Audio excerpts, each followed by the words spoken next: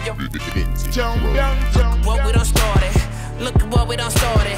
This the people party. Peace and love, party people. It's Talib Kweli, the BKMC, the MCEO. You are now in tune with another fantastic episode of the People's Party. I got my peoples having a party over there, Jasmine Lee. Give it up for Jasmine Lee, party people. Yeah. Good evening, kind sir. How you feeling? I'm feeling amazing. You've been having a good time with this show. Oh, I've been having a blast with this show. I've been getting people sliding in my DMs, telling me how beautiful I am. It's amazing. Yeah, shout out to everybody in the Up Rocks comment section who be, harassing Jasmine in DMs. Today's guest is a friend of mine. He is a supremely gifted MC. He is a West Coast classic icon, but like he is fond of saying, he is not from the West Coast. He is from the rap coast. He has a lot of albums, starting with his first album called Planet Asia, all the way to his new album called The Golden Buddha. He is so prolific. It's the Gold Chain God, the Cali Agent, the Majestic Lord. Give it up for Planet Asia and the place to be. Yeah.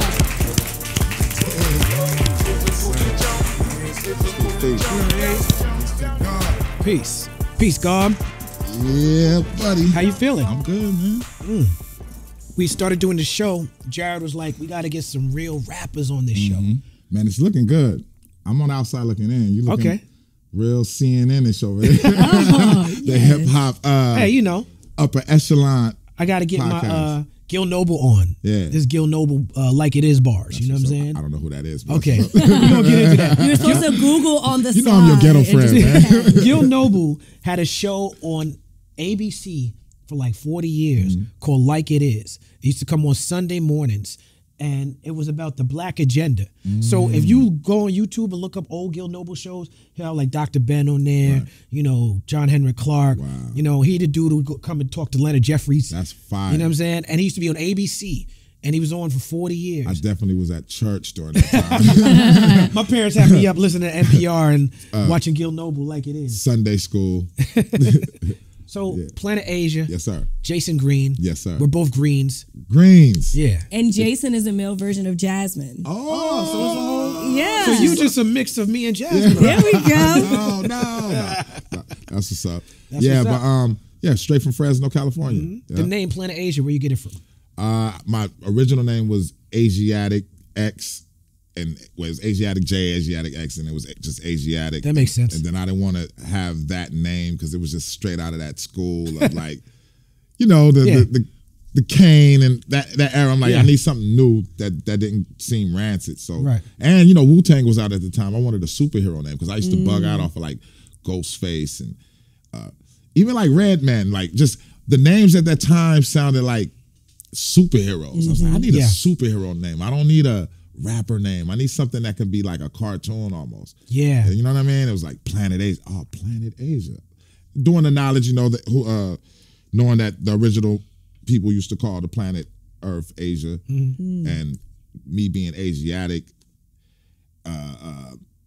Asia being the body and Attic being the mind, adding all that up, Planet Asia, and it went right along with what I was doing at the time. I went to the White House for a meeting with Obama in 2016, and Busta Rhymes was there. And it was a lot of people was there. It was DJ Khaled, Rhapsody, Nicki Minaj, Pusha T, ASAP Rocky. It was a bunch of people. But smelling like weed in the White House. Oh yeah, it was.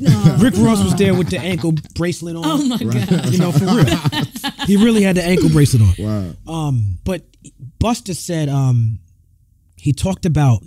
we were talking about Obama's mentorship program, the Brothers Keeper. Okay. And we were talking about the importance of names. And I was talking about how my parents named me Talib Kweli, and I was told by teachers and everybody around me, you will never have a job with a name like that. Right. And why Obama, to me, was important for him to be named Barack Hussein Obama. Right. You know what I'm saying? Like, I was like, that was a big thing for me. And Busta was talking about the 5%. He was building and destroying in the Oval Office. Not in the Oval Office, in the one in the Roosevelt Room. That's where we was in, the Roosevelt Room. But he was talking about how when he was a kid, dudes on the corner would be named Justice Allah, Supreme Magnetic, and to him, that was his superheroes. Right. You know what I'm saying? Right. We had IDK on here, who's a young dude out of PG County, blowing up right now. His album, Is He Real? And he was talking about 50 Cent. Right. For his generation was a superhero. Right. He said dude was built and had the bulletproof vest, took 9 bullets. Right. You know what I'm saying? So why is that concept of the superhero so important to people who grew up in the hood? Growing up poor leaves room for imagination. Most of the most hoodest dudes I know were the biggest cartoon lovers. We all love G.I. Joe, Transformers, He-Man, Mask, Thundercat. Yeah, and then can't forget the classic karate flicks that used to come on Saturday. And a lot of that stuff had a lot of esoteric meaning to it compared to the cartoons today and all the stuff the kids deal with today. It's a little bit more goofy. What we was dealing with was on a whole nother level, like knowing is half the battle and all that, you know. So I just think it's just coming from that time, from being a 70s baby, living in that good 80s, when a lot of that stuff was introduced to us, like you named that ABC show. It was stuff like that was happening so often, like Automan. You know, a lot of people don't remember Automan, but that was like a show that used to come on, and it was like high technology dealing with like the computer. And it's funny because the computer is what's ruling the day, but he had this thing called Cursor that was following him, and it could create everything. You know what I mean? So a lot of that was good for the imagination. So by the time I got into MCing, I had a vivid imagination. You know, growing up poor, all you have is this notebook. It don't cost this don't cost a lot, you know, or writing on the back or something. Right. So you come in my room, on anything. Yeah, it was, you know, after the playing with the toys thing, this was the toy I had. So I'm writing in this every day, and my imagination is running through this because I'm living in poverty. Not like I grew up in just, you know, my parents worked hard. I had it good. Right. But I'm saying compared to, you know, when you actually know what, you know, your parents are actually working for you compared to somebody that's getting everything they want at the drop of a dime. I understood that anything that I had, somebody worked hard for it. So, you know, I think it's something about that, man. I can't really put my finger on it. Maybe it's style. You know, superheroes had style. Okay. You know, black people, we love style. Right. You know, Bruce Lee, he has style. Right. It's just, you know, we slick talkers. Cartoons had a lot of slick talking in it, characters, you know what I mean? If you're on the block, it's always the priceless character from every neighborhood. I don't care what neighborhood you go to, it's somebody there that's priceless. Right. And I guarantee you Jim Kelly style, man, you straight out of a comic book. And I guarantee you they're probably poor. Right. You know what I'm saying? And that's where it comes from, man. Whether people like it or not. America thrives on black poverty. Absolutely. America's culture is black poverty. Absolutely. In Fresno, there's a working class community. There's a lot of poverty in Fresno as well. People from outside of California don't really understand the difference between LA and the Bay and then other cities in between, like a Fresno. Right. Can you break that down? There was different,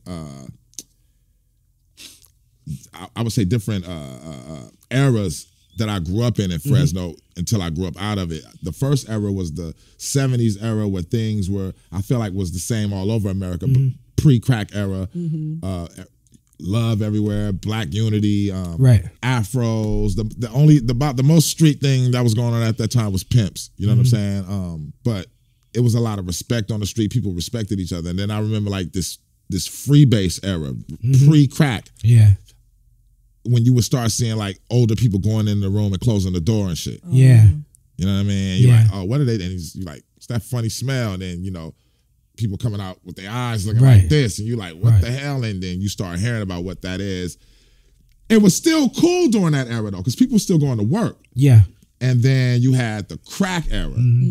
That's when everything just changed. It was like, okay, it just seemed like the hood got darker. You start seeing like, in my hood, it just seemed like you start seeing graffiti out of nowhere on the wall. Like, we never had graffiti on the wall. Like, we didn't have broken fences and all that stuff. It just went, it went to trash, you know what I'm saying? The crack era definitely was an epidemic that was, you know, I compare that to like the Jewish Holocaust. Yeah. I mean, it's definitely a health crisis. You see what's happening with the opioid crisis right now. But people getting a lot of love, a lot of treatment. Yeah, they're just treating it totally different. And it's like, a part of you wants to say, okay, you don't want just because they're on opiates, or whatever, you don't want them to suffer or whatever because they didn't look out for us. But then it's also like, well, dang, why you didn't look out for us? And now all of a sudden, there's so many programmings. They've added like rehabs to insurance and stuff like that. Like they're really trying to help out this new epidemic. It's affecting a different demographic. Yeah, that's true. You know, you and I met back in 1999. Right. And it's because my man Danny Castro from the Lyricist Lounge. Danny Castro talks very slow, you know what I'm saying? But he has a lot of things to say. What's up, son? Yo, what's up, Quali? Show going on, yo. Yo. If you're around, yo, I like to have you on. Yo, there's this dude in Cali from Fresno. He's kind of like, you know, a West Coast Quali. You know? But Danny was like, he was definitely like comparing our styles. Right. And he was like, he was like, I don't remember, you know, this was like after the Lyricist Lounge album put out by Rawkus. This was like. And I wasn't on, you know what's funny? People always put me with everything that I never was a part of. Like Stone's Throw. Because I wasn't on Rawkus. Stone's I'm like, Throw. I've never been on none of these records. Right. What are you talking about? Yeah, right. But yeah, Danny was like, we should do a record. And we did a record. Right. And I did a record just because Danny said, you know, I should do a record with Planet Asia. Yo. What's the name of that song?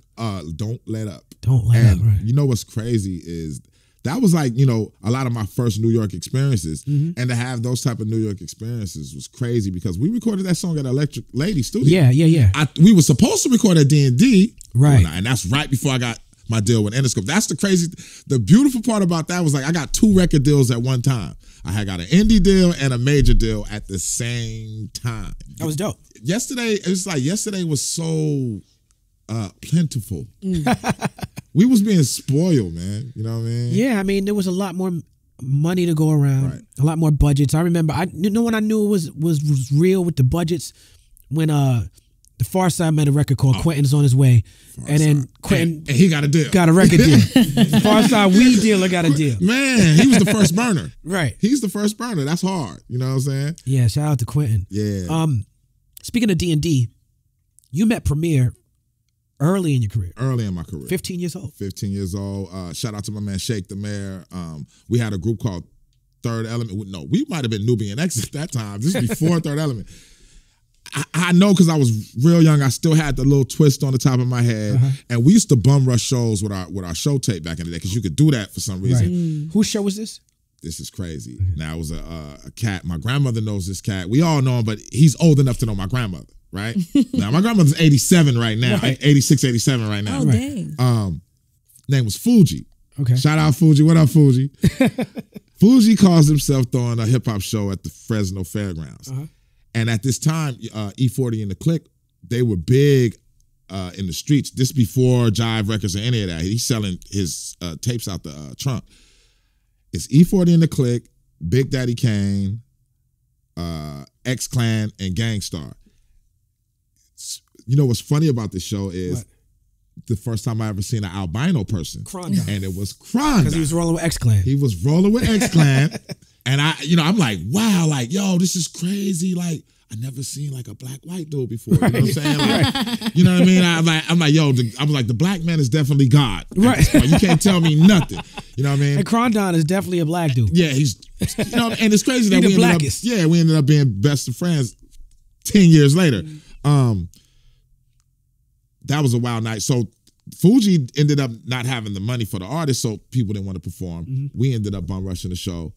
We killed it. Premier was like, oh, wow, I never heard nobody over here rhyming like that. And it was just crazy because I had never, we ain't never been around dudes like that. And for him to give us props like that at a young age, we was underdeveloped. It was so underdeveloped that the song that we performed, I don't even think we recorded it yet. We just had the beat for it. Right. We're going to do our new joint. We're going to do our joint. Yeah, which joint you going to do? Oh, we're going to do the new joint. We're going to do the new joint. Like, it's never been recorded before. Right. You know what I'm saying? But yeah, man, shout out to Premier. I still ain't never did a song, but it's got to happen at some point. Yeah, Premier was involved in my early career. I was running around with Gangstar Foundation, John Forte and all them. Shout out to Black and Lil Dapping on him. John Forte, man, people don't know, man. He's a cold player. I mean, not no more. I don't know what he's doing today. I know when I first came to New York. Oh yeah, man, oh yeah. That boy was Iceberg Slim Oh yeah. man. Check out. I have on my YouTube show. I do a show called Vibrate Higher on my channel. Right. And I did an episode with Freddie Gibbs and Madlib, and the end of it is me going to Martha's Vineyard to check out John Forte. That's my player partner right there. Wow. Yeah, man. It's been a great journey, man. Right now, I got a lot of stuff coming out. Let me just put this on the table. I got an album coming out with DJ Scratch. Okay. I didn't know about that one. Yeah, it's crazy. It's not finished yet. I'm almost finished. You just came back from New York. I just finished the album with 38 Special, produced by 38 Special. Okay. I'm part of the Trust movement. Shout out to the whole Trust family, Shay Nora. I don't know if I say that right. I always mess up her name, but she's, you know about Shay Nora, right? No. Yo, check her out. She's popping Okay. right now. But yeah, he produced the whole album on me, man, and it's one of my favorites. Yo, he made every beat in front of me. It's just something about when a producer's making the beat. You like right to do there. that though. You go and do a whole project with a producer right there in the element. Yeah, That's your thing. Yeah, I like it because the vibe doesn't leave the room. Because it's different when you get 5 beats 1 minute. Right. You do those, and then he got to get inspired to make some more beats, and then he might be in a party mode, and somebody might have died. It's crazy. I gave you the Golden Buddha album. That album took 4 years for me to make for those reasons. It's a brilliant album. Thank you. Yeah. We did a lot of that album later because his shout out to Izzy Nice. His mom had passed. Oh, sorry to hear and that. when his mom passed, I thought like, damn, I don't know what these beats gonna sound like now. You know what I'm saying? I don't know what happened, but something got into him and the beats, he started going crazy with the beats. I was like, wow. Like maybe he realized, time is of the essence. Yeah. And I went out there and I recorded the Golden Buddha, and that's one of my favorite projects to this day, And Anchovies with Apollo Brown. My whole thing, man, with hip hop is I don't put my eggs into one basket. I kind of took the reggae formula, Right. These are dancehall style. Yeah, since last 56 albums. Oh, yeah. 56. Yeah. I'm like, oh, okay, I ain't gotta feel bad no more. This because we're gonna leave this earth one day. You know what I mean? And I wanna have a lot here left when I'm gone. You say on this new album, you don't follow the trends, you just do Asia. Right. Because bubblegum always loses its flavor. always loses its flavor. Right. Yes, it does. That's a great bar. That bar to me encapsulates your career. Right. You know what I'm saying? Right. That's what it is, because you chew on gum, sweet gum for a little bit. 10 minutes later, it's gone, and you just chewing and chewing and chewing. I'm not one of those artists to complain about where hip hop is. I feel like hip hop has always been doing the same thing. It always, the only difference is we don't have it's not new. Really, that's really the only thing. It's just not new no more. Fresh. Yeah, it's not like, oh wow, he's rapping. I can't believe it. Right. Everybody raps now. I remember back in the day, hearing somebody rhyme, you like, how did he do that? What the hell? How you Right. do that? Like it's like he had a somersault backflip. You know what I mean? Right. Now it's like, the post office, the mailman might Drop a freestyle. and be ill with it though, and he And be ill. and he might not even be pursuing no. Right. I have friends like Right. that. He's like, oh man, I just do this for fun on the side. Yeah. I got a little studio in the garage. We just fuck around. Yo, I Look have around. friends that are Nas level of rhyming that Right. don't care about making a record. But to me, that's dope. That's to me that is hip hop. That's the culture. Yeah. That's the culture. Yeah. Cali Agents. Right. That's sort of your first, for me, where people started really understanding and respecting Planet Asia. Shout out to Rasco. Talk to me about the beginnings of Cali Agents. Man, Rasco, he saved my life. If it wasn't for Rasco, I'd be a drug dealer. I'm just keeping 100. I'd be the most intelligent, cunning drug dealer out there right now if Rasco didn't save my life. Right. He took me on my first tour at 20 years old. He took me to London with Jungle Brothers, and I turned 21 on that tour. Okay. Oh, wow. The crazy part about that is you never know how your life is going to turn out when you are pursuing something. When I got into when we met each other, he was a dancer for another group called Various Blends, and I looked up to them like they was what Jungle Brothers would be for De La Soul or whatever. I don't know if I'm saying that right, but you know what I mean. Right. How I perceived the Native Tongues, it was like Jungle Brothers, De La Right. Soul, like they were like those are your OGs. those are my OGs. Taught me, first abstract rhymers I ever heard, first real live stage show performing where you like, I gotta be as good as that live. Right. Rascal, he had his own style of dancing. Nobody danced like dude. Like he had his own style, like to the point where I had dancers. They were biting Rascal. Right. My dancers used Right. to bite Rascal. He had this certain move where he would roll on the floor. And I was like, my guy Paul used to do the same. I'm like, yeah, you biting Rascal. And Ras used to get mad at that too. But I remember they, you know how back in the day,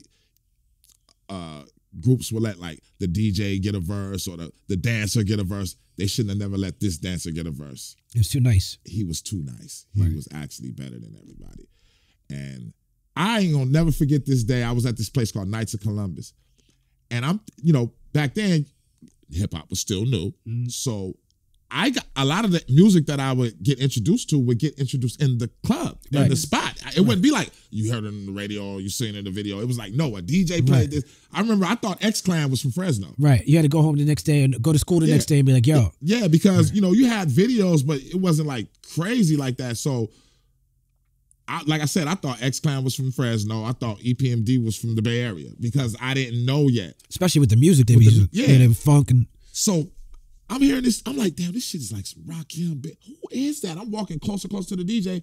It's Rascal holding a mic. And I told him, I'm like, yo, you the illest I've ever heard, bro. I'm like, yo, fuck the dancing. You the best right now. Right. He kept going. Next thing I know, he had graduated that year from Fresno State. Now, note, this is how young I am. I'm not even a freshman in high school yet. You know what I'm saying? I'm coming out of junior high, about to be a freshman. He graduates from Fresno State. We still doing our rap thing in the town. Various Blends, they were still a group at that time. They were about to get a deal with Hollywood Basic, if I'm not mistaken. They was trying to get a deal with Hollywood Basic. Peanut Butter Wolf and Charisma were signed at that time. Right, they were out of Sacramento at the time. Yeah. No, they were out of San Jose. San Jose, yeah. Okay. And that's when Organized Confusion had Fudge Pudge and all that. Charisma, but Charisma had got killed. Right. And that kind of like, Charisma. Yeah, R.I.P. That kind of like put a halt to that situation. And it kept going. And Rascal, when he went back to the Bay, he would hit me every now and then. He would call, because I was living with my grandmother. He would call me every now and then and be like, yo, I just did a show with Big Daddy Kane. I just did a show with EPMD. And I'm thinking at that time, like, you got to have a record deal to do shows like that, right? I didn't know nothing about independent records or TRC distribution and none of that. He like, yo, wait till they get a load of you. I'm thinking he just gassing me like, whatever. So I go to the Bay. I jump on his first album, which is called Time Waits for No Man, on a song called Take It Back Home. And history, I left Fresno with probably like $20 in my pocket, man. And I made it happen off of that. I went and slept on somebody's couch, got me a job at Amoeba Records, made my first EP with Fanatic, who made Rascal's biggest single. So I was doing everything strategic. Like, okay, he made your single. Right. Oh, I need to talk to him then. Right. I'm going to do a whole project with you because I don't know nobody. Right. Just give me some beats so I can show my ass. Boom. And it's funny because, no disrespect to Fanatic, I would, in the interviews, it would be like, love this Planet Asia guy, but he's out rapping the beats. The beats are not good enough for him. I'm like, little did they know, I didn't know nobody that made beats at that time. You know what I'm saying? Right. So I just kept working. Even when I met you, I still didn't really know producers to make beats.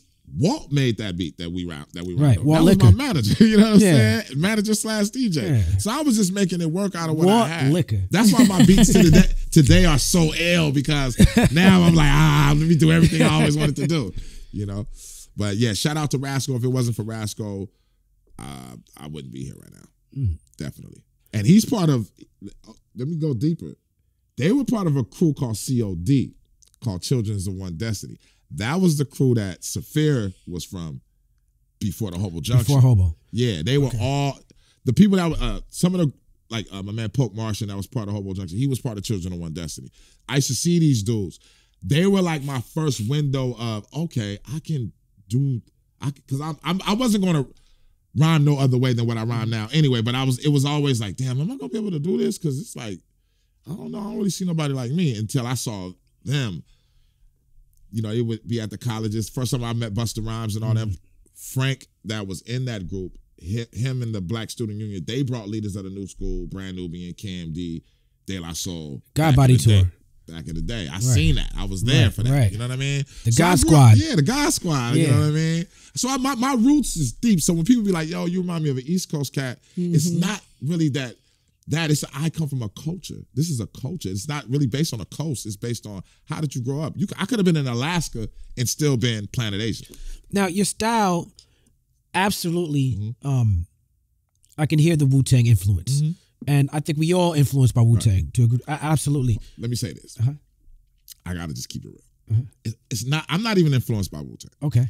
Me and Wu-Tang have the same forefathers. So Right. Same tree of the knowledge. same tree of knowledge. It's Yeah. because, I talk to Raekwon and Ghost a lot. And my style of rhyming comes from a park called Frank H. Park. I had a Brooklyn dude named Big Mo that I used to spar with. Big Mo was probably 15 years older than me. He sounded like Biggie. Okay. Now, Tone Perry, rest in peace. Tone Perry is a football coach and a very inspirational person. He don't rhyme though. He's just a coach. He sent a lot of dudes that went to the NFL, NBA off this dude. But his persona is real big. He remind you of a Ghostface. Okay. How Ghosts talk. That's how Tone Perry. Right. It's funny that his name is Tone. Name was Tone Perry. Then I had a guy named Pat Murphy. He was a street suave. What he didn't rap either, but like the persona of what AZ is. Okay. He's like that persona without the rapping. So these are the people I grew up around. Then my knowledge comes from an elder named Raheem, who used to sell books, who was a part of the Nation of Islam. So you wrap all that in one with drug selling. Right. That's what you get. And It's funny. Fresno. And I played basketball a lot. So it was like you got this street public park baby with knowledge of self from the Central Valley of California. Now, break down knowledge yourself. Make it dummy proof for people I who have don't know knowledge what of you're self, talking meaning that I know who I am, and I teach that the black man is God. You know what I'm saying? And I teach civilization to those who are uncivilized. You know what I'm saying? Having knowledge of self meaning that I know my limitations. Right. And I know how far to go. A lot of people, they don't have knowledge of self, meaning that they do before they think. When you do before you think, you don't really have no knowledge of self. You know what Right. I'm saying? And you have to know where you come from too. You got to know history. You have to know your history, not just history about people that look like you, but even your history as where your family come from. You got to ask your parents, your grandmother, whoever you related to about where you come from. You know what I'm saying? So I always was that type of child growing up. I always read books. The first introduction was, of course, autobiography of Malcolm X, and then Introduction to African Civilization. The regimen. Johnny Jackson. So having knowledge of self, just being aware and knowing where you came from, so no one can set an illusion for you in your future. You know, because if you let somebody else tell you something, you're gonna be thinking that the sky is orange. You know what I'm saying? They can tell you the sky is orange and it's blue. You know what I mean? Now, you said that your original foundation of your knowledge was Nation of Islam. Nation of Islam. But what you just described sounds more like 5%. I'm a 5%er. Okay. My name is Powerful Jabbar Allah. Okay. That's my name. So when did it evolve from Nation of Islam to 5%? Well, in the 90s, early 90s, the nation was strong on the street, especially on the West Coast. You know what I'm saying? East Coast too. Yeah, yeah. Well, yeah, period. Yeah, period, yeah. period. Yeah. Especially in Brooklyn. And I say this all the time, during that time, you didn't really even hear peace to the gods. You would hear like peace to the Nation of Islam. Even Big Daddy Kane and Rakim, who are 5%er mascots as far as hip hop goes, they didn't even say that yet. You know what I'm saying? Everybody still went to Savior's Day. Yeah. It was like, I would say around 92 going into 93, my man Supreme, one day we downtown, and we all bean soup babies. We all Nation of Islam babies. And he just hit me. What'd you say, bean soup? Yeah, Bean bean soup. soup babies. Bean pie was like, I used to get picked on school for it all the time. You know what I mean? Yes, thank you. So he like, the black man is God. And I'm looking at him like, what you mean? Like the black man is God. And he started taking me through the math. I'm like, what? I'm like, I never heard of this. He's like, yo, this is the math. He started telling me about a brother named Tashim and other brothers who came from the East and this, that, and the third. And I'm still not rolling. But then Did you grow up Christian? Who? You. I did. You grew up did. Christian. I did. So But it's against your sensibilities. it wasn't against my Christian belief because I wasn't a Christian at this point. Okay. But we still had the Allah being omnipresent person and Master Farad. You know what I'm saying? Mm-hmm. So I'm like, what are you talking about? Allah came in the person of Master Farad. He's like, nah, you God though. He's like, yeah, that's true, but Allah came in the person of Master Farad, meaning that you God too. And what's the first degree in the student enrollment? Who was the original man? The original man is the Asiatic black man, the maker, the owner, the cream of the planet Earth, father of civilization, and God of the universe. So he like, so now what? I'm like, wow, I didn't think of it like that. So he gives me my math. I learned the math real fast, learned my alphabet real fast. And then I started hanging with the gods, and I just seen, for me, it was more of a like an age bracket thing. It was like the Nation of Islam was more for the elders, and the 5% was more for the babies. Mm-hmm. And that's how I digested it. It was almost like it was meant for young people. You know what I mean? If you're young and you get this knowledge, it's going to change you. Well, especially if you listen to hip hop music at the time, right. because the hip hop, a lot of them coming from the East Coast and coming from, that 5% culture was interwoven into the best of the hip hop culture. We talking about Rakim Allah. We talking about the best to ever do it. And the only person that was really competing with him at the time was Big Daddy Kane. Period. He's 5%. They were like technology when it came out. Like, yo, right. Rakim almost made me not ever want to rap. I'm like, yo, I don't know if I'm gonna be better than that. If I can't get to that level, why do it? But what made me really get into it was how I seen it transfer people. Even, when I seen Supreme get an Earth, when I seen him change his, break that down. Earth is the counterpartner to God. You know what I'm saying? It's God and Earth one and the same. You can't. They coincide with each other. She's the life giver of the God. She's the Earth. The black woman is the Earth. And I seen him change a regular around the way girl into an Earth. Right. And I seen how that was, and that made me be like, okay, this works. If he can change her like that, right. I'm like, this can work. I'm like, I never see, because you young. I'm like, I've had girlfriends before, but he got a woman. You know what I mean? Like, this is different. Like, and she's listening to what he's saying. Like, okay, I got to be God.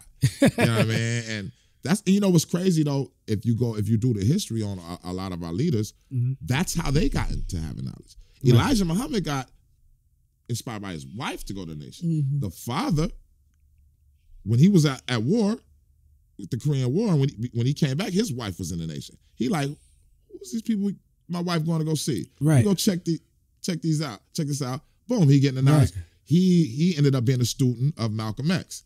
You know what I'm saying? And the father, who was father once, of, you talking about 5%. Yeah, the father, Clarence 13X, who was once known as Clarence 13X. He came from Mosque number 7 under the tutelage of Malcolm X, and they were in a high advanced study group in the Nation of Islam. And within the wisdom book, that's how the mathematics got put in order through key words.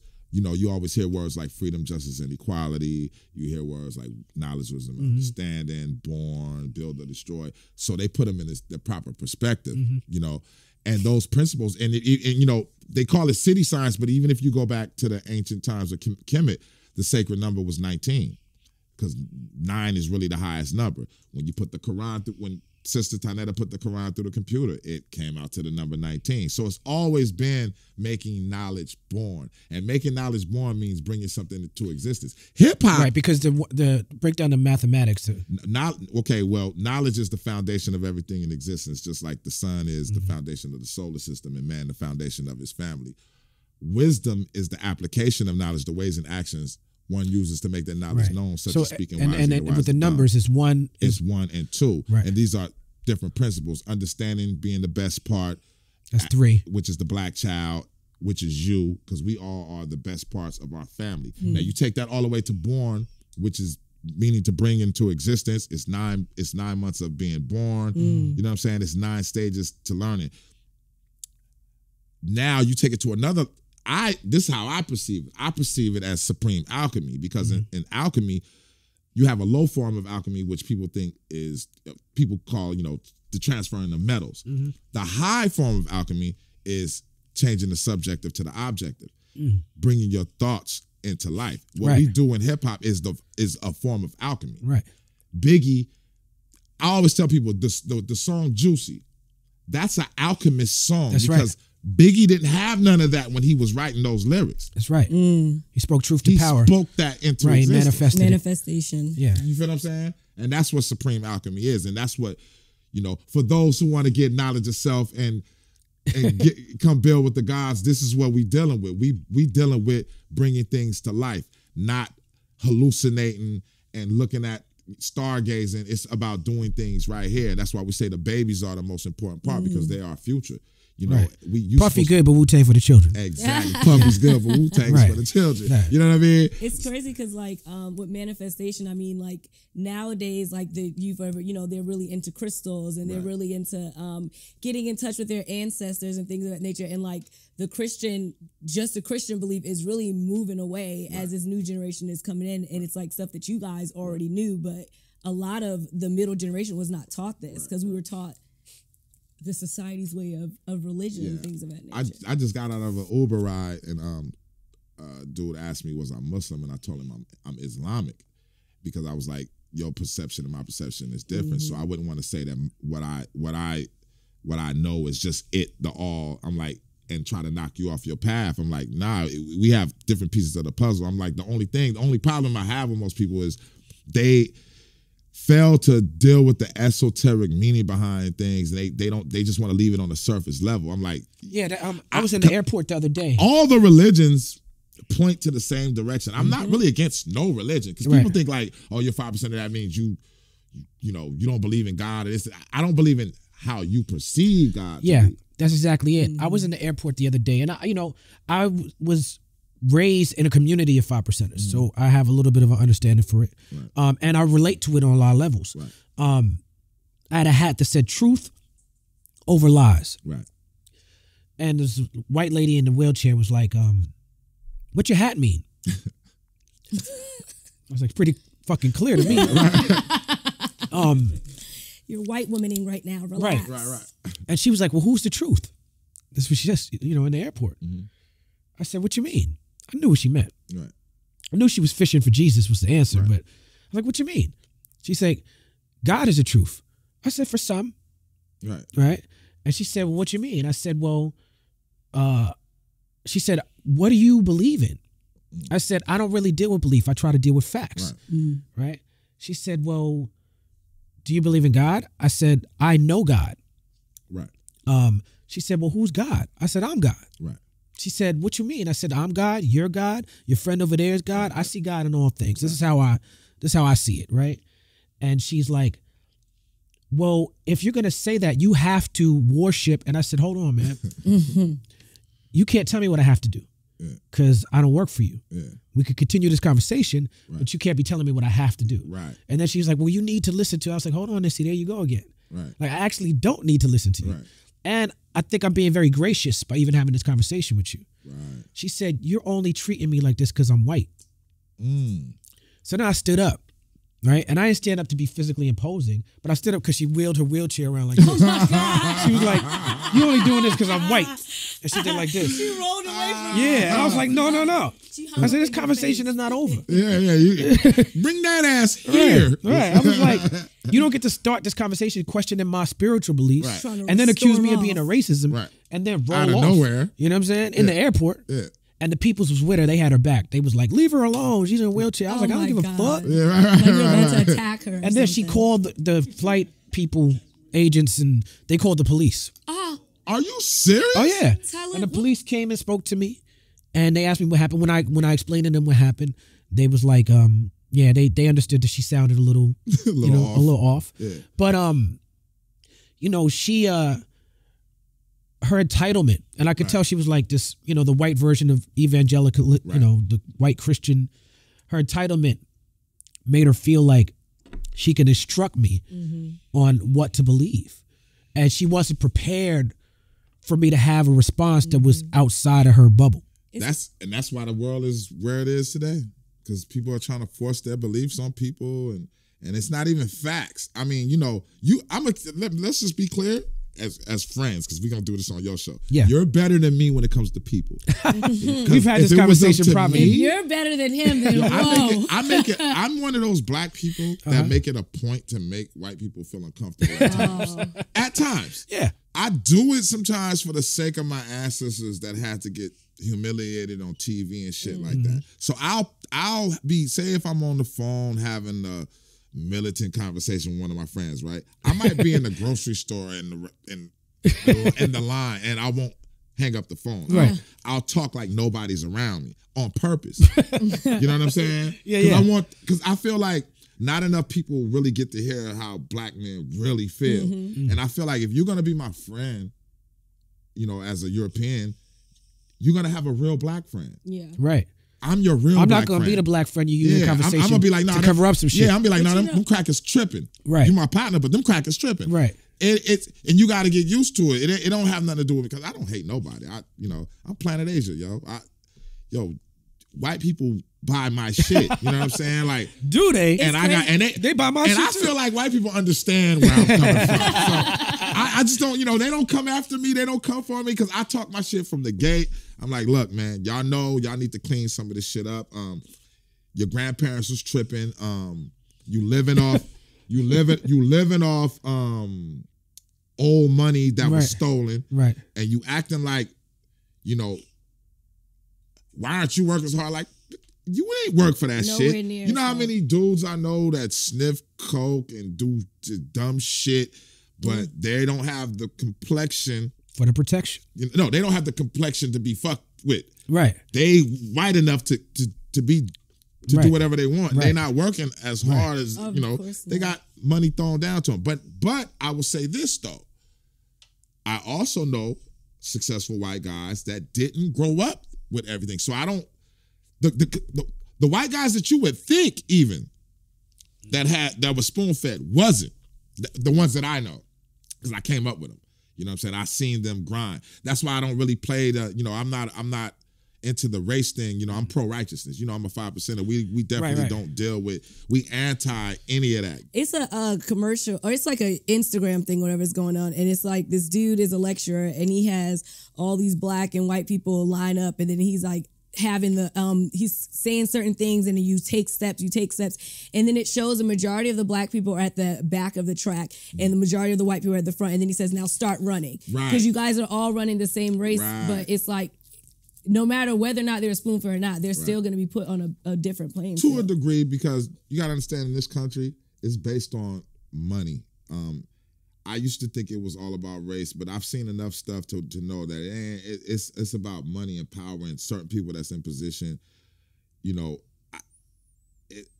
I could cuss on here, right? Yeah. No It's curse. kind of like a little dick thing.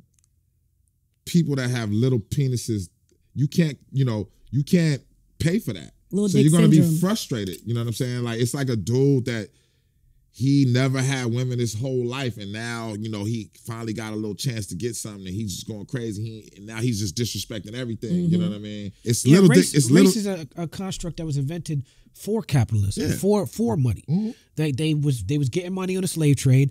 They said, man, this shit is fucked up. How can we continue this? We need to convince them that if they have black skin, that their lives are worth less. Right.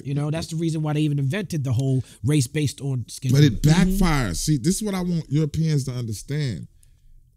If you just go the righteous way, it won't backfire on you. It's going to backfire on you because you're going against nature. Whenever you go against nature, it backfires on you.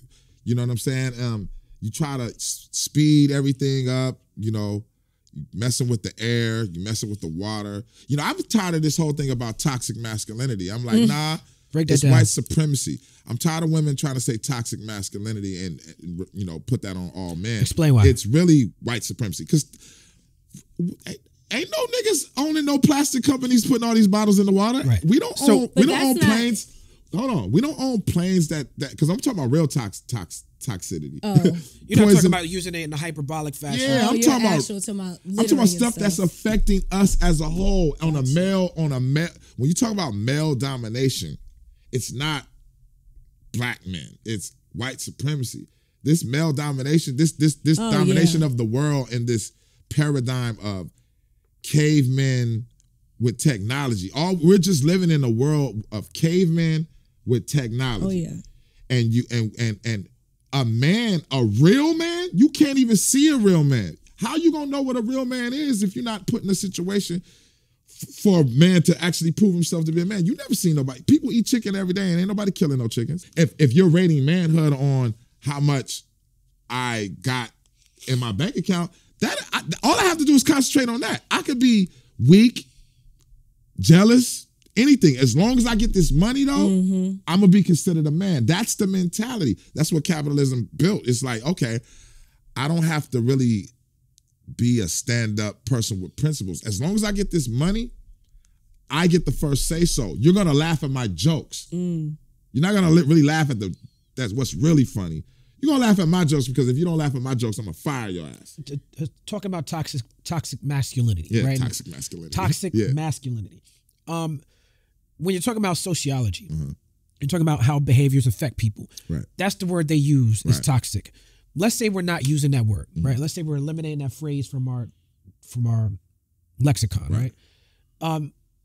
Do you not agree that women suffer at the hands, black women suffer at the hands of black men who have unchecked patriarchy, unchecked issues with women, and that if we're talking about it in the construct of white supremacy, often it's that black men can be trying to imitate their oppressor, thinking that if they control their women just like white men control them, it's like the idea that we get liberated by acting like white men.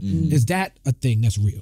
That's the thing that's real, but I would say it is more of a wisdom knowledge thing. Black men in America grew up in a wisdom knowledge culture, meaning that a lot of us had women raising us.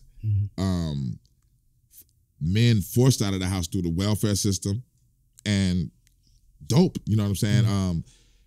When you have, and I hate to put it like this, but when you have a woman raising you, it's a feminine. It's kind of like what people got mad at for what Jay-Z said, but it's the truth, G.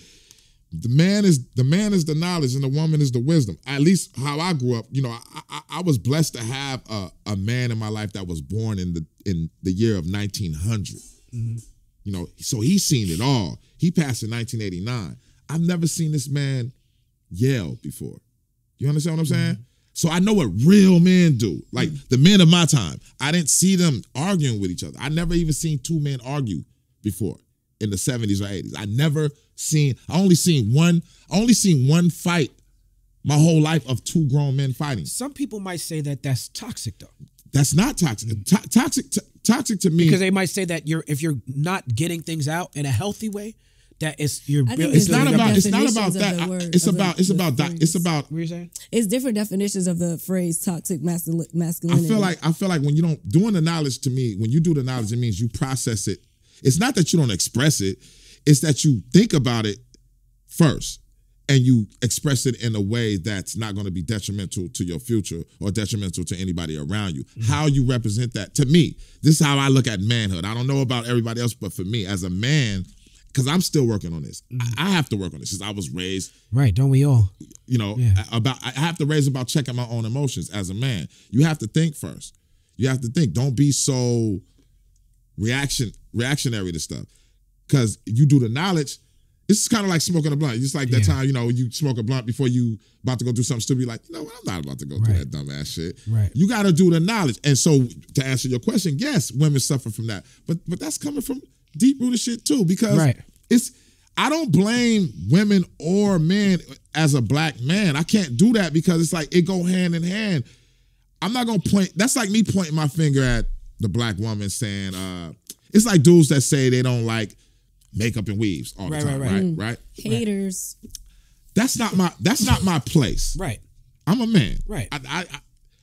I would be lying, first of all, if I act like I just did like no makeup on a woman. Right. Like I like when women do women shit. That's what they supposed to do. I mean, it's like you gonna ain't put my on a fucking job. baseball hat or a chain. You're gonna adorn yourself the way you want, and nobody can tell you how to do that. It's not my job to be saying what a woman does, G. You know what I'm saying? Right.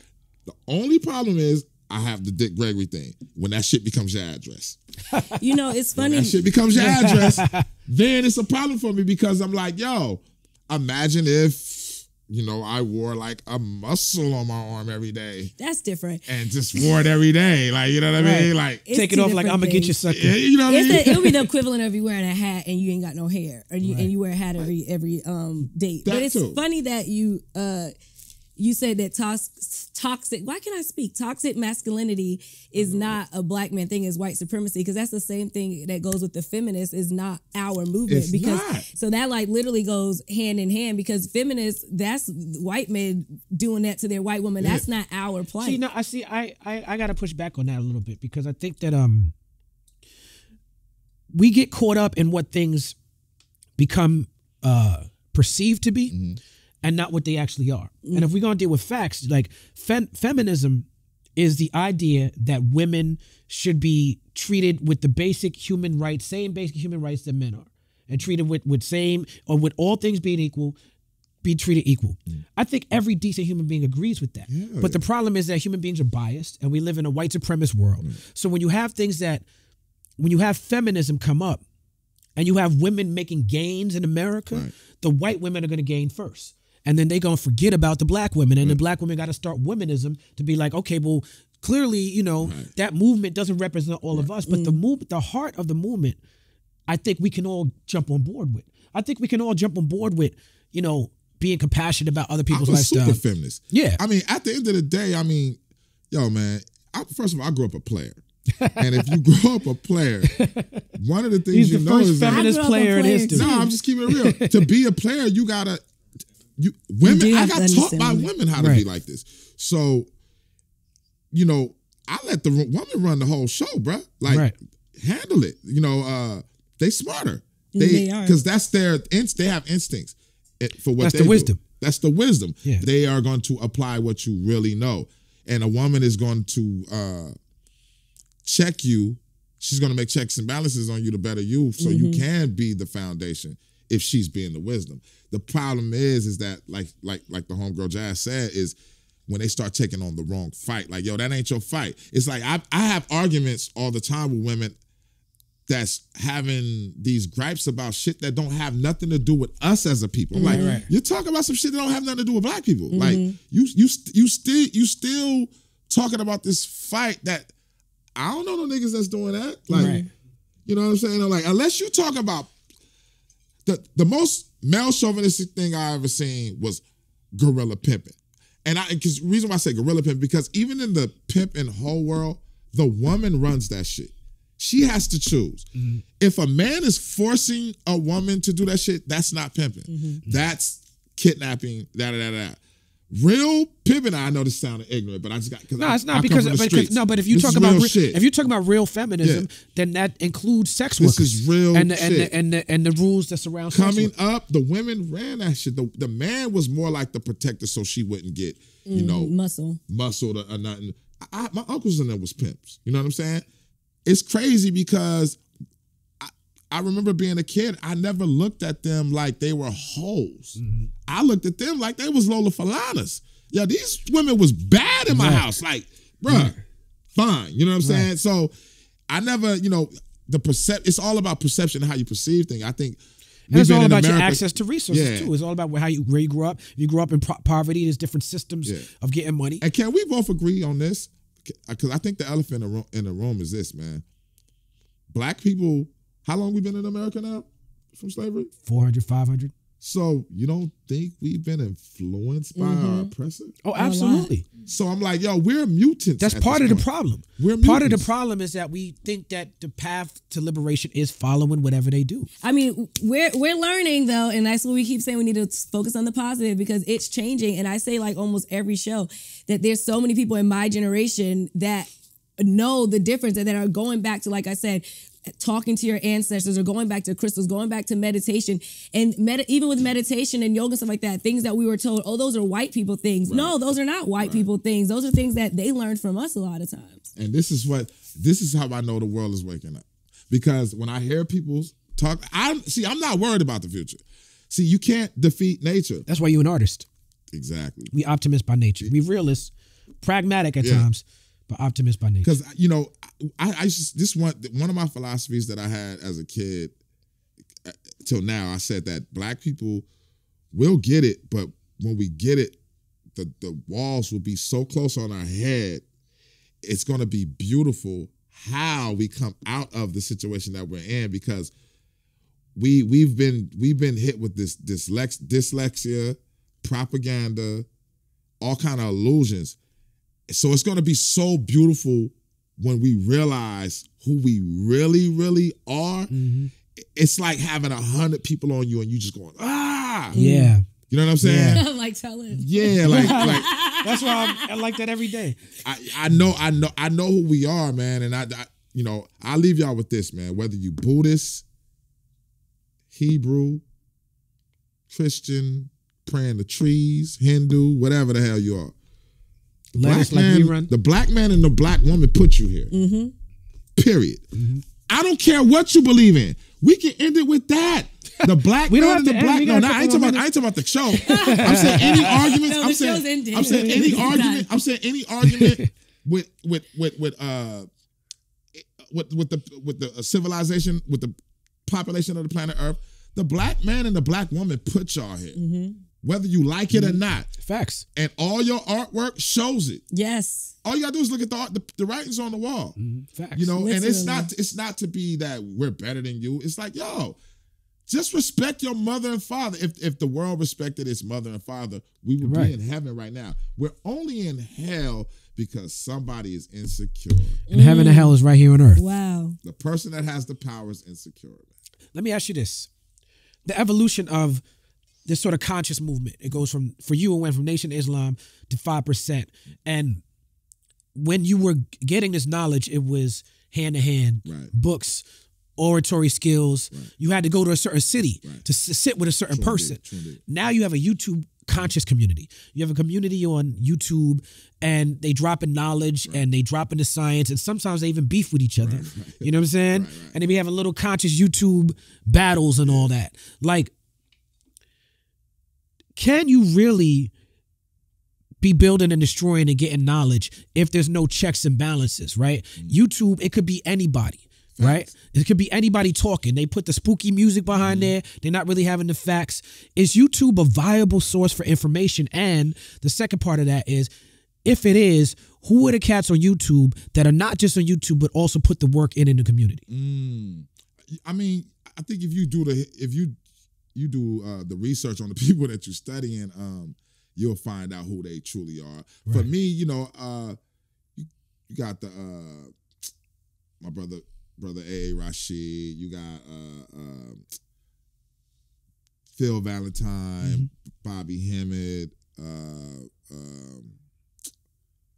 who else? It's so many people. Dr. Delbert Blair, rest in peace. I love Dr. Delbert Blair. He's just so ill, man. Who else? It's so many people. I can't pronounce my man's name, but he was taught by Malcolm X, and he's on 125th all the time. Comedic dude. And I can't say his name for nothing. But he's been around forever. It's certain people that's been here for a while. Then you got newcomers like Red Blue Pill. Okay. You know, they from the hood, but they've been doing Do you have to be established on the ground in the streets before you get on YouTube to get respect, or can you just get respect just being on YouTube? I think it depends. Yeah, you can. You can. I've seen it happen. You can get respect on YouTube. Doesn't mean that you're going to be right or righteous, but yeah, I've seen many people come on YouTube. I've seen some frauds. See, a fraud back in the day, you get punched in the chest. Yeah, see, YouTube, you could do it from the crib. And that's another thing. See, the devil knows, man. Virtual we punch. can't do what we used to do. We can't give universal beatdowns no more for the fuckery. Right. But yeah, you got some fake, some wannabe Dr. Sebis out there, fake polygamy, dudes that just want to have more than one woman, they just want to have basically a conscious orgy. That's all they want to do. Right. But I'm not really into the whole beefing. I feel like we have to understand, when you're dealing with different sciences of life, you have to look at them like different weapons. You can't be like, this weapon is better than this weapon. It's like, no, this weapon is for this weapon. Like in Asia, in the arts world, the martial arts world, certain swords will be built to combat other swords. Like, okay, they've been killing with this sword. Right. Now I got to make this sword that grabs that sword and yanks it You know what I mean? So you have to look at each school of thought as a different piece of the puzzle. You know what I'm saying? Right. But it all, Quad, African history is one of the most strongest histories where you're going to get the real truth from.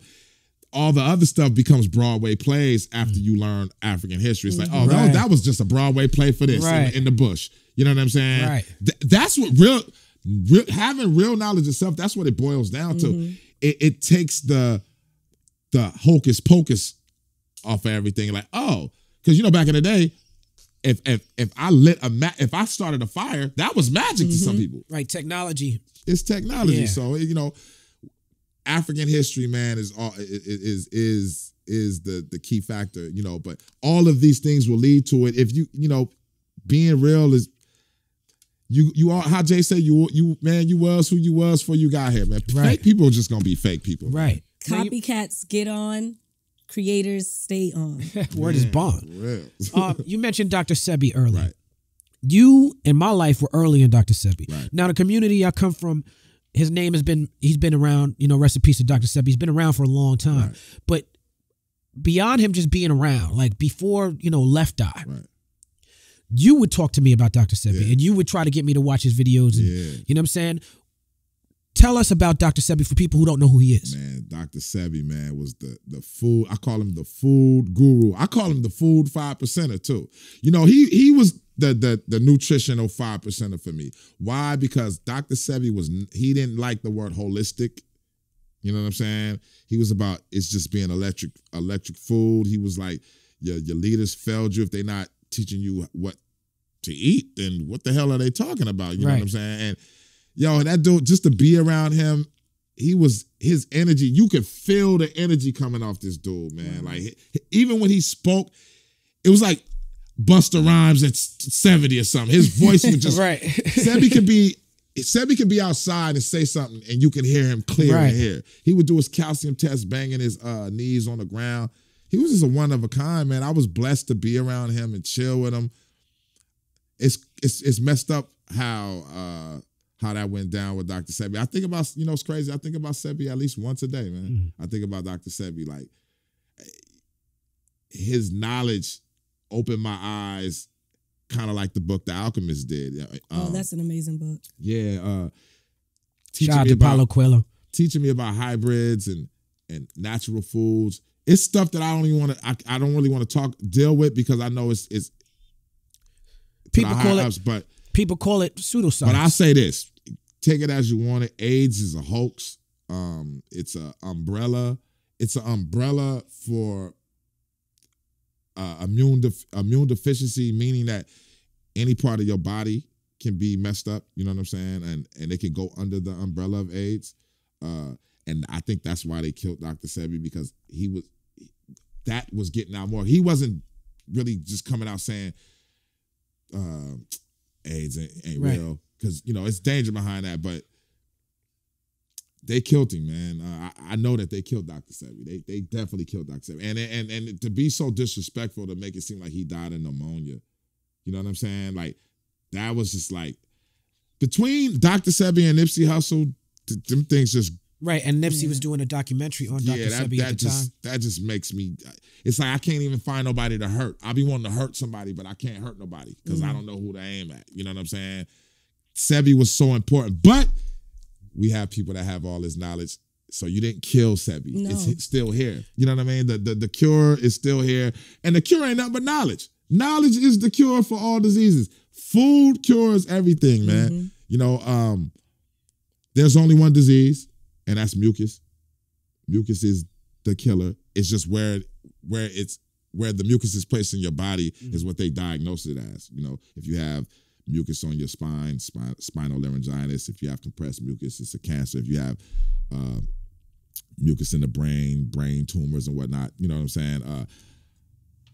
When people have AIDS, they die of wherever a mucus, like Eazy died of pneumonia. A lot of people in the 80s were dying of they were dying of the results of a drug called poppers. See, people don't know this. In the 80s, that's why it got labeled as a gay disease. It had nothing to do with that. It's just that gay people in the 80s were doing this drug called poppers, and they were breaking out in these lesions, and poppers destroy your immune system. And the CDC needed a plague because they had already cured polio. They didn't have no plagues to cure, so they were about to be out of business. So they needed a plague. So when the 80s came, they had to. Now, that don't mean go out there and start raw dogging everything either. Right. Because you'll still catch it. You'll still catch a qualify disease. that. You can get a drug now that can Yeah, protect you from still catch a getting disease. AIDS and all. You know what I'm saying? But it's just it's weird how they can name some stuff. And then they had a documentary with real doctors who were saying that it was fake. You know, one dude had broke out. He had broke out with some kind of rash. You know the name of the documentary? I don't remember. It was something about the CDC and AIDS being a hoax. But it was some doctor. He went to the doctor and he had got a test. They said he had HIV, but him being a doctor, he knew what it was. But he went to another doctor, and that doctor told him the same thing that he said it was, and he cured himself of it. But you know, and like a lot of people in Africa, they're dying under the umbrella of AIDS, but they're dying of hepatitis C and B because they eat a lot of goat, and goats carry hepatitis. See, and they're dying of eating goats, and not only that, when you're starving.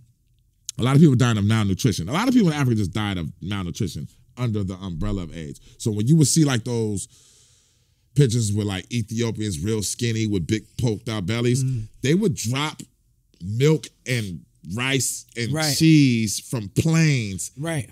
And it would drop on the ground. They would be picking it up off the ground, eating it. Right. And that's why you would see people with big bellies and skinny. Sebi explained all that That's to why me, man. in the hoods and poor areas, people get obese, and people associate obesity with having too much, but it's Exactly. Not having the right food. Yeah, exactly. So a lot of people dying over hepatitis B and C under the umbrella of AIDS.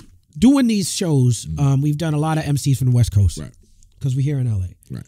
and what I've noticed is there's two family trees that dominate. There's like a Cypress Hill family tree, which is like Evidence and House of Pain and this vibe, and then there's the NWA family tree, which is like everybody else. Right. You know what I'm saying? You are like an LA transplant. Right. Where do you fit in these family trees? Nowhere. Okay. You gotta put me with the Wu-Tang. Okay. I'm just On the rap one. coast. Yeah, you gotta put me with the Wu and the Nas's and the Tragedy Gaddafis, man. Yeah, shout out to Tragedy Gaddafi. That was the first rap dude I met. Yeah, I came up under that because, like, for me, Tragedy is like what I looked up to as a kid because I was like, oh, he's a kid rapper. I was like, I rap too, and he was 16, I was 13, so I'm like, that's what I want. If you Black I'm Proud video, that was me in that era. You know what I'm saying? So I always looked up to that. And then you had other stuff that I looked up to, like Richie Rich. People don't know Richie Rich from the Bay Area. 415, Bay Area, Richie Rich. Shout out to the Jackets. Yeah, but Richie Rich is like the first street. He's like my first Young Jeezy. You know what I'm saying? He's like the first rapper that I know to go to the feds. First independent rapper I know that had like a popping single out. It's crazy. He was a street dude that had an anti-drug song. You know what I'm saying? Right. That's what that era was just different. You know what I'm saying? It was like all the dudes that did street shit had anti-street songs. You know what I'm saying? So it was like him. It was a group out of the Bay Area called Illmatic Posse. You might not have ever heard of them because one of the artists passed named Cool Nut. He had a song called Scandalous. I used to love Illmatic Posse. They was like if you was to mix Public Enemy and if you was to mix like Public Enemy and NWA together with the sounds, hot like they sound was just like way ahead of its time. Then you had Too Short is a big inspiration of mine. You know what I'm saying? I got to see Too Short in '86 with Run DMC, and not only that, it's just Too Short taught me the fundamentals of rap. A lot of people only know about the nasty version of Too Short. They don't know about the MC side of Too Short. Right. And I was just as much into the MC style of Too Short, the party rocking Too Short, B-boy, Coke era Too Short. You know what I'm saying? So my tree. And if you was to go on the West Coast, mine's is hieroglyphics. I'm a hiero baby. I sewed clothes to Too Short once. I'm a hiero baby. I did. I mean, let's just to Yeah, make the Hyro, man. I'm a hieroglyphic baby. Yeah, 'Cause I'm from Northern Cali. As Opio and Tajay and them, like when I was coming in the game, like we saw them on TV. We saw That's When You Lost Yeah, on the yeah. East Coast. We was like, As well, we far got to as go my find tree, them niggas. That's my tree. Okay. And when I say that, I mean literally because I've been on them since the 10th grade. And by coincidence, a guy that was a part of my crew, Schoolyard, Billy, we call him Billy White Shoes, he lived 3 houses down from Casual because he's from Oakland. But he ended up living in Billy ended up living in Fresno. And when Hyros came out, he was like, yo, they're my boys. I'm like, what? You got to introduce me to these cats. right. He takes me to Casual's house when they first came out. So for me, I'm sitting here like, these dudes got a record deal. They just as big as Kanye West. They right here. I'm like, wow. You know, I wear a lot of Nautica. They were the first dudes I seen rocking Nautica. I didn't even know what that was. I'm like, because all we wore was low. I'm like, yo, what is that? I was like, it looked like Polo on steroids. What is this? Right. You know what I'm saying? Based on a true story. Wait, Nautica This was is only facts, everywhere. man. Yo, Boats. shout out to Hyro. I have to say that, Yeah, man. man. Shout out to the hieroglyphics, man. Hyro They definitely Emporium all are day. my foundation. I remember me and my boy Foof was sitting. I ain't gonna never forget this day. Me and my boy Foof was sitting on a bed, rocking to this college radio station, and Burnt came on, and we knew from that point we were going to make it. Yep. I was like, yo, I can make it out of the West Coast. I was like, these dudes from the West. Well, I gotta say, man, there's not a lot of lyricists that I look at and I'm like, I don't know if I can get them. Planet Asia is one of them dudes. One love, man. You know what I'm saying? Shout out to Planet Asia. This is the People's Party. Give it up for Planet Asia. Gold chain all day. Yes, sir. My brother Kweli Green, my cousin from Brooklyn.